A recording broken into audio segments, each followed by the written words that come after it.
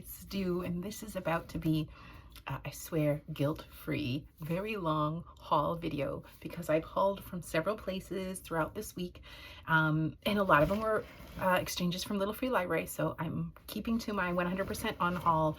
I am not finding a good way to restrict myself from hauling. Part of the problem is I had a book in my mind that I have been searching for. And I've been going kind of far and wide and not finding it, but finding other things and then setting some parameters around how much and then just not paying attention to those at all. So I think if I want to reduce my hauling, I have to come up with another strategy. And I honestly think that's just to leave my tote bag full of the books that I've hauled until there's room for them on the shelf. And then if there's not room, then just unhaul in my neighborhood libraries, Little Free Libraries for a while, even without book exchanging. Those are thoughts. So I guess it's not guilt-free. It's still feeling some kind of way about the amount of hauling. But without further ado, the first place that I went, and it was actually almost a week ago, was the Friends of the Public Library. They have a shop that's only open on Thursdays in a neighborhood near mine, and I went there again in search of this specific book. Didn't find it, but I did find some really amazing things. And to be honest, I was pretty restricted and way more discerning. I'm becoming more discerning, I can say that.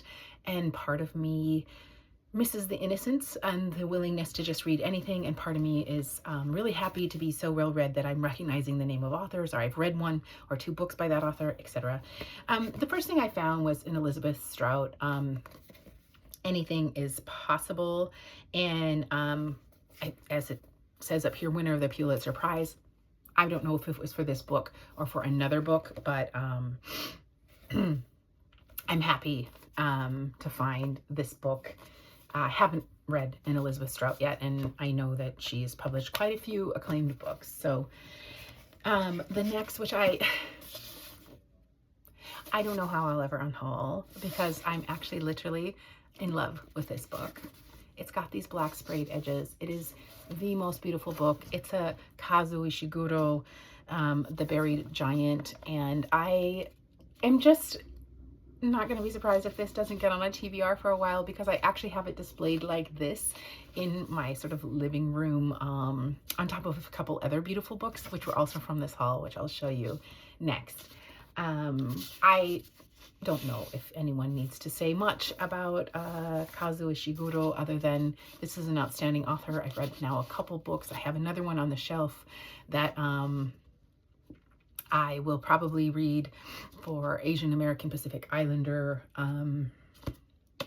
month. And this one, someone is going to have to come and say I will love that book so much, because I will find it very difficult, especially if there's any moisture in a Little Free Library, to pass this over. But keep me in your thoughts, yeah? Okay. This is my second Yayasi book that I'm going to have on my shelf. I have Transcendent Kingdom, which I hauled while I was in Portland. I was really happy to find this one as well. I have an upcoming TBR, at least planned for sometime in the future, with books with the word home or house in. So actually I can see myself reading this particularly, and again, this is a beautiful book. So this is how I have it displayed, a stack of books, and then this sitting like this. Yeah, great condition. This I paid this Friends of the Library store charges $4 for hardbacks. I had been thinking, and all of this thrifting and Little Free Library hauling, I hadn't seen a Toni Morrison. Like anyone who was in love with reading in the 1990s, and Toni Morrison changed the way that I read and view the world, and I love her as an author, and I was really very happy to find this spectacular condition and spectacular version of Love. This is also on display in my living room. And then finally from that haul, I thought, oh, I don't need necessarily another Isabel Allende. I've read quite a few of hers in my life. I don't remember if I've read this one or not, but it just really called to me, and the spine is very beautiful. And the only Isabel Allende I have on my shelf right now is Cuentos. Yeah, it's in the Spanish language, so this one's it's a translation in the English language.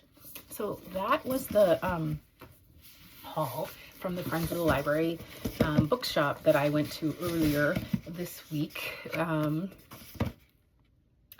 Then throughout the week, and I went to Little Free Libraries. So everything I'm going to show you next is from a Little Free Library, and it was a Jack's Exchange for all of those books that you've seen the review videos on for the last couple of weeks. Actually, I had a lot of books on haul, and there was one DNF and on haul without reading kind of thing. The first one, just out of the tote, is Interior Chinatown, a novel by Charles Yu. And this book is about it's about someone who doesn't feel like they're protagonists in their life. They feel like they're merely generic Asian man, and then something happens and they get in the spotlight. One thing I noticed about this book is it's written like a script, so there's going to be some scripting, and I thought that the premise was really very fun.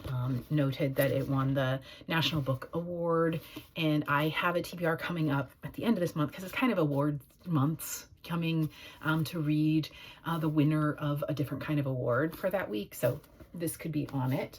I think it's beautiful, and it's also not made it into my shelf yet. It's on display in my living room. Okay, 5/4 of the Orange.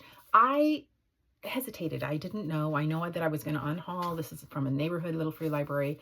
This is the same author of Chocolat. And then I read the back, and it said, an unforgettable tale of mothers and daughters, the past and the present of resisting and succumbing, an extraordinary work of fiction lined with darkness and fierce joy.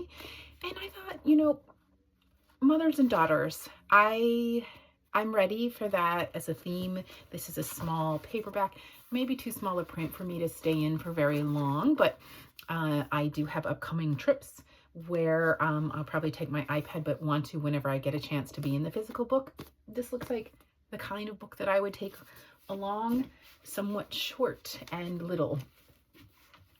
Next, I found a highly annotated, and this is, somebody read this, I can tell, for a class because of the way that these annotations are going, copy of Virginia Woolf's Mrs. Dalloway.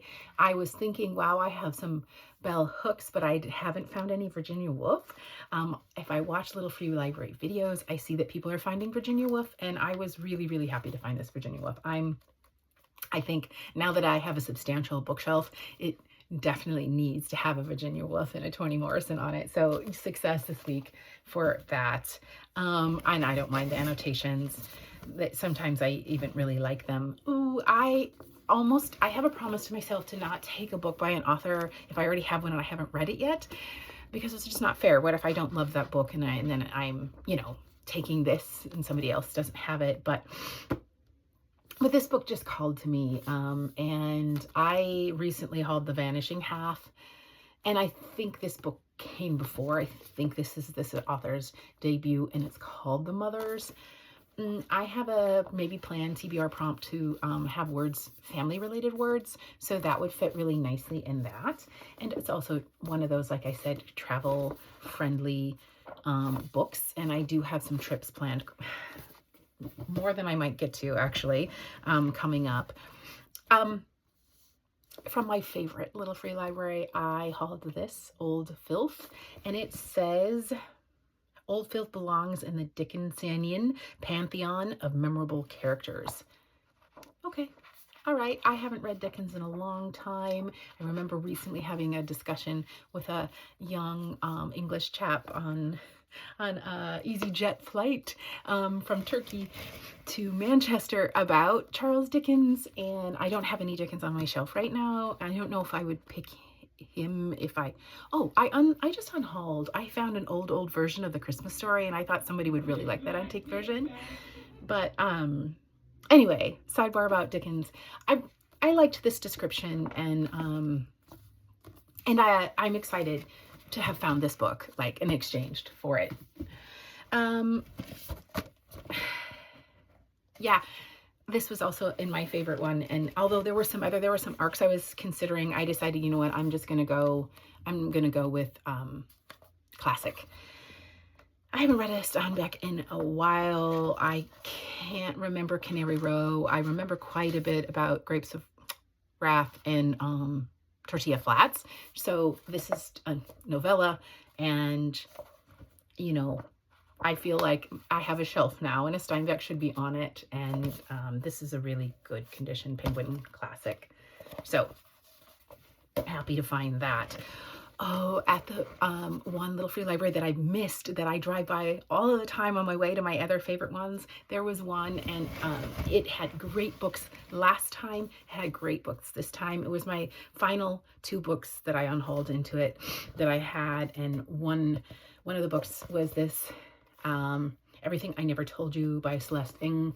This will be my second Celeste Ng on my shelf now, and my third as I read and reviewed Little Fires Everywhere. This is a small paperback version, so again, great for traveling perhaps. And I enjoyed Little Fires Everywhere so much that I think that I will also enjoy, sorry, I'm gonna get my feet out from under me, enjoy this one. Oh, speaking of small paperbacks and classics, this one's font is almost impossible for me. It's just a really small font in a little paperback. I'm counting on that I'll be able to find this as a digital version in the library, and you know, carry around this with me to trace where I am in it, and or read with some reading glasses perhaps. Anyway, this is an Orhan Pamuk, The Museum of Innocence. It's going to be replacing the Pamuk that I'm taking off my shelf in this coming week, because it's part of my week TBR. And again, what a great travel book. So maybe my summer trip, because this is little, and of course I'll have the digital version, I hope, as well. Oh, great find. And another one of my other favorite little free libraries that's well stewarded as well, and that is Yellowface by R.F. Kuang. Yeah, I've heard the hype. I'm here for it. And again, another small paperback. The font in this one, pretty small too, but much more doable than that Pamuk one. But anyway, yeah, like super excited for this was a like this and this were like, wow, these are amazing finds for free. Classic Shiva Naipaul, The Chip Gatherers. I think this is published in the 70s. I think the setting is Trinidad. So really excited for the classic. This font is impossible for me, so I have to find it as a digital version or an audio version, because it's small and it's really dark, and for some reason that gives me a headache, that really dark font. So that being said, I was really happy to find it, and you know, having it on my shelf helps me know that it exists, and then helps get it on a TBR, even if I end up having to read it digitally. Okay, this one, I just got it, I guess, to be trendy. Look at how beautiful this book is, right? And this is contemporary romance, and I am not a romance gal, and I know that Ali Hazelwood does her thing, and people love it, and we end up with these beautiful books. I'm not a romance gal, but I'm gonna give this the best shot, and you know, again, say maybe after something really heavy, this is what I'm gonna need. I feel like it needs to be on display some way, because there's just something so compelling, and they did such a good job with this cover. And then the last of my little free library, well, I'm going to talk about one more, which I've already unhauled. But the last of my little free library was Miss Copp's Midnight Confessions. This is in a detective mystery, kind of gumshoe, my guilty favorites, and I was happy to find it. It's part of a series. I may never find anything else in the series, but I really liked this cover. And yeah, sort of those detective gumshoe mysteries are like, if I want something to just go to the know that I'm going to turn pages and enjoy, almost always is that. Finally, I found another book today, which was one of those Betsy's books, and this bookmark was in it. And I kept the bookmark kind of as a momentum because it is my fourth book that I found of Betsy's books. And I'm just going to read what the bookmark says on the back, and then I'm going to tell you what I did with that book. My mom left behind a collection of 2,631 books when she passed away. Rather than donate them to a library or used bookstore, I want them to be found by people who share her curiosity and interests. If you're lucky enough to find one of Betsy's books with a blank postcard, I invite you to write back with a story about your own mom, or tell me why you chose the book that you found. I'd love to hear from you. So I have written one postcard. I have read another book and used the QR code to catalog it for to honor Betsy's books. And then I found one today, and I actually wasn't that compelled by the book, and I thought, well, I've already found 3. I have another one kind of cataloged that I'm giving somebody who is very close to their mom, and I thought would both like the book and the experience of writing the postcard. So I found one today at a little free library close to my place, and I wanted to leave the women because I had hauled from that bookshelf another Kristen Hanna book.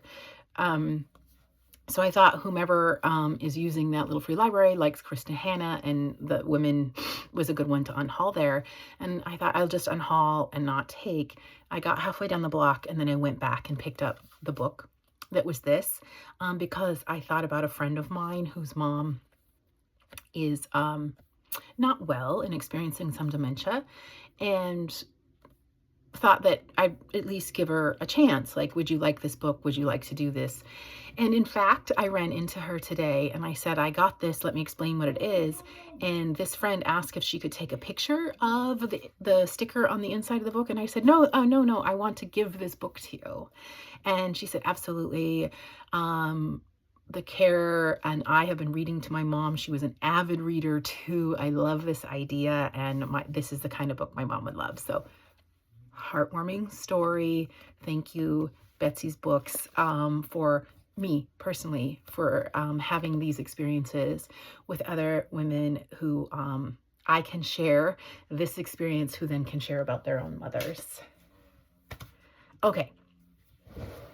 In search of the same book that is elusive to me, I went to a queer independent bookstore, and I decided I was going to have a coffee there and just read, and if I found a used version of the book, I would pay up to $10 for it. If I didn't find it used, I would just, this is the last chance unless it comes to me magically. Well, it wasn't there used, it was there not used, and I'm just, right now, I'm not going to pay $30 for a book. But I did end up paying $30 for 3, more or less. Their used books are $8.99, which is about double what I paid at the Goodwill later. But one can be quite a bit more discerning. And I just recently read and loved Intermezzo by Sally Rooney. So I was happy to pick up Normal People. I am excited to give Sally Rooney another chance, and her books are on hold for forever in Libby. Since I've heard about it, Circe has, just look at that, it's got to be on display, right? Circe has been on my interest list, and I've had my feelers out for if I ran into it, say at a Friends of the Library book sale or a thrift shop. I haven't, so I grabbed it at this free independent bookstore. And then they had these new versions of Lessons in Chemistry. I think they just bought a lot. Also selling for $8.99, so like a bargain book they call there. And I'm excited for lessons in chemistry. I even have someone who is coming back to town after living abroad for a few years who teaches chemistry, who I would love to give this book to once I finish. I won't see her till the end of the summer, so I have some time to get this read and then give to her. So those were the three that I paid the most money I've ever paid for books for, which was $8.99. I had to go to another town today, and there's a Goodwill there. And I said, you know what? I don't need any more books. But I hadn't been to this Goodwill. And in fact, the books weren't very organized at all. It was a real rummage. Another lady and I talked about, like, she was with her, I assume her daughter. Again, I'm making assumptions. And she goes, we should just take like 30 minutes and organize these books. And I said, yeah, we could do it. And then, the daughter was like, nah, you all are not going to just start organizing books in this thrift shop. So we didn't. Anyway, and the Goodwill books are $3.99 for hardback, $2.99 for paperback. So that's that. Here's another National Book Award winner, which is Let the Great World Spin. And it says on the back, brilliant, a reminder to look into one another's eyes. That had me, right? Just that. I've got time for this book. Colum McCann. I actually don't have that many male authors that I've been hauling lately, so I was excited to find a male author to haul. There's a couple in this pile too, but overall I've been hauling a lot of female writers. The font is going to be a problem in this book, so I'll probably have to find it digitally, but it is a beautiful book, and again, a nice travel book. Keeping in with the paperbacks. I just finished, it was one of Betsy's books, Jhumpa Lahiri's Interpreter of Maladies, her Pulitzer Prize winner. And then I shipped it off to California to a friend who I thought would like to write about her mom and appreciate that book. I have a memory of reading The Namesake, but I don't remember much about it. So a reread, and also loved this author for sure. Super happy to find this at the Goodwill. This one came with a bookmark, which I love. It probably helped. It probably helped make the decision. It's from Cannon Beach, Oregon. I'm going to the Oregon coast in 1.5 weeks, maybe 2. So that kind of cracks me up, that I found this, and it was a sign that maybe I should just go ahead and own. Jennifer Egan's A Visit from the Goon Squad. This is another award winner, so that's another thing that made me think I'll pull it, because it's a winner of the National Book Critics Circle Award. And again, I have an upcoming TBR that is to read the winners of various kinds of awards. So this could end up on it. Benny is an aging former punk rocker and record executive, and Sasha is a passionate, troubled young woman he employs. Here, Jennifer Egan brilliantly reveals their pasts along with their inner lives and a host of other characters whose paths intersect with theirs. With music pushing on every page, A Visit from the Goon Squad is startling, exhilarating novel of self-destruction and redemption. I have 2 friends that are total punk enthusiasts, who I think if I verify this to be a read that they'd like, I could give this to. Okay. Sister of My Heart.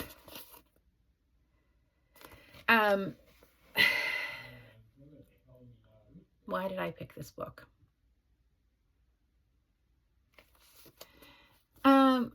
Setting is India. it's got the word sister in it, and I was thinking about that TBR that's coming up with family words that I might then read it sooner rather than later. And I don't know, it vibed with me. I wanted it, and I wasn't being very discerning. So hopefully when I get to it, I'll be happy for that decision. Look at the person who checked me out talked to me about these books, which made me so happy. Again, I've just made a video about the different ways that bookishness, the different ways to be bookish, and one is to share book experiences with other people. And the person who checked me out at the Goodwill loved the cover of this book, as do I. And that was enough. It was enough to have this decision to make the shorter front page with the gold in the back. And yeah, Yang Ji Chu. I don't know. That must be the author. Oh yeah. The Night Tiger is the name of this book. The Night Tiger. Don't know anything about it. It said buy me for $3, so I did. Okay, now the hardbacks, and we are almost done. Seeing Unburied Sing. I think this was maybe one of my best finds. It is annotated somewhat sloppily, because you can see that the annotations bled through. I hope that doesn't interfere with the reading, because they bled through, and they're also not like underlined very well, and they're not a highlighter. We'll see. I can also get it on digital if it's very difficult for me to read, but I was really excited to find this book.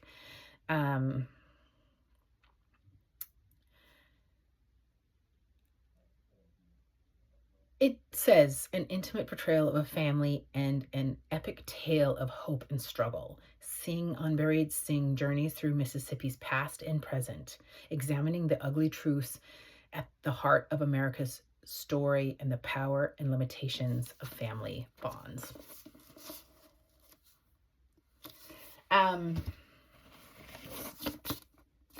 The Whisper Network. The Whisper Network seems kind of like a contemporary fiction, if not thriller. And I thought that I was getting just a lot of like classics and heavy books. So it was between this and one other sort of, it seemed like a book of the month. It was a book of the month thriller. I picked this because I thought,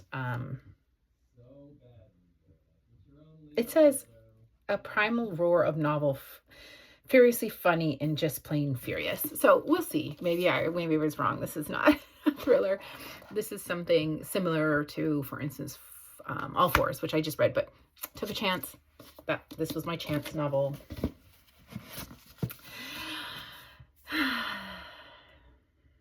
Just look at this. The 7 or 8 Deaths of Stella Fortuna is, from what I can tell, historical fiction. It's in an Italian village.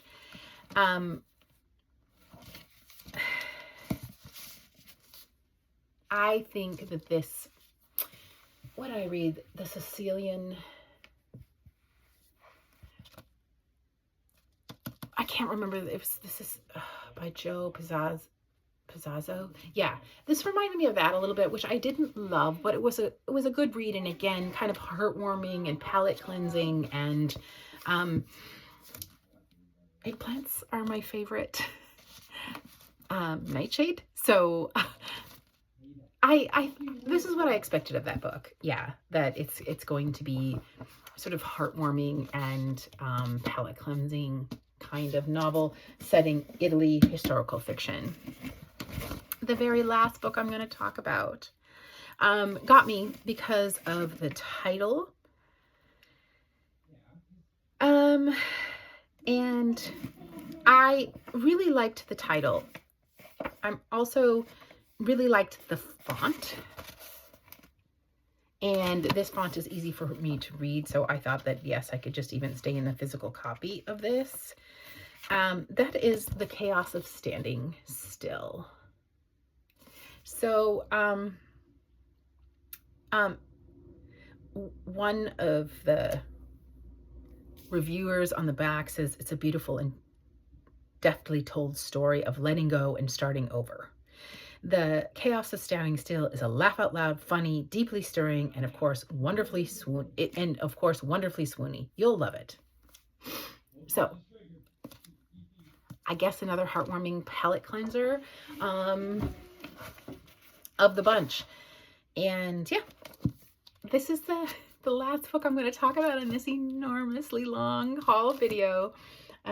Now I get to do the other thing that I talked about in my last video, which is go and organize my bookshelf so that these fit, or I could just employ my strategy of leaving them in the tote until there's space and not hauling a gun until there's actually space with what I've already have organized. So we'll see.